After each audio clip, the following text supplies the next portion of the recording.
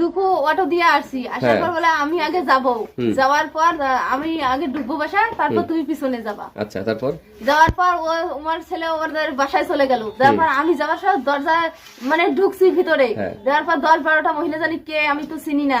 দুপুর মাটাও অনেকে চাষি টাসি হয়তো বা, মানে আমার চুল ধরে মাইরে ঠাইরে বের করে দিছে, এমন ভাবে ঢেকাইছে, ঢেকাইতে আমার বের করে দিছে।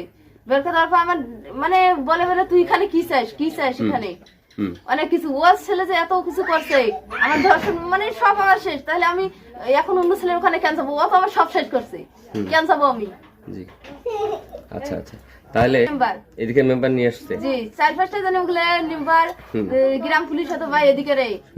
আমার মানে আমি ওইখানে আছি যে আমার মৃত্যু হলে এখানেই হবে, আমি কোথাও যাব না। হ্যাঁ, মেম্বার কি বলছে? মেম্বার বলছে তুমি এইখানে থাকো, রাতটা তুমি এই ঘরে থাকো, কালকে দেখা যাবে।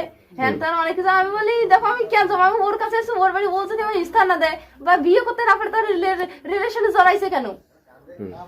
ওকে ওর ফ্যামিলি দিয়ে আমাকে পুতুল খেলা হয়েছে না, কিছু পুতুল দিয়ে আমার এরকম খেলা হবে। আচ্ছা আচ্ছা।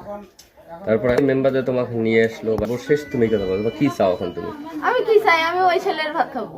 ছেলে ভাত খাবো, জি। আচ্ছা আচ্ছা। মেম্বার যেখানে তোমাকে নিয়ে আসলো, এটা কি তোমার সম্মতি ছিল এখানে আসা?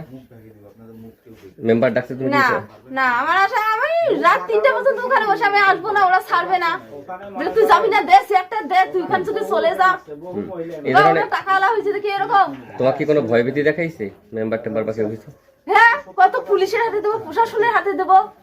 আমি কই তাই করেন, তাছাড়া আমি বাঁচতে চাই না। তো যদি ওক না পাই তাহলে আমি বাঁচতেই চাই না। মেম্বারের নাম কি? আমি তো মেম্বারের নাই, এদিকে আমি চিনবো।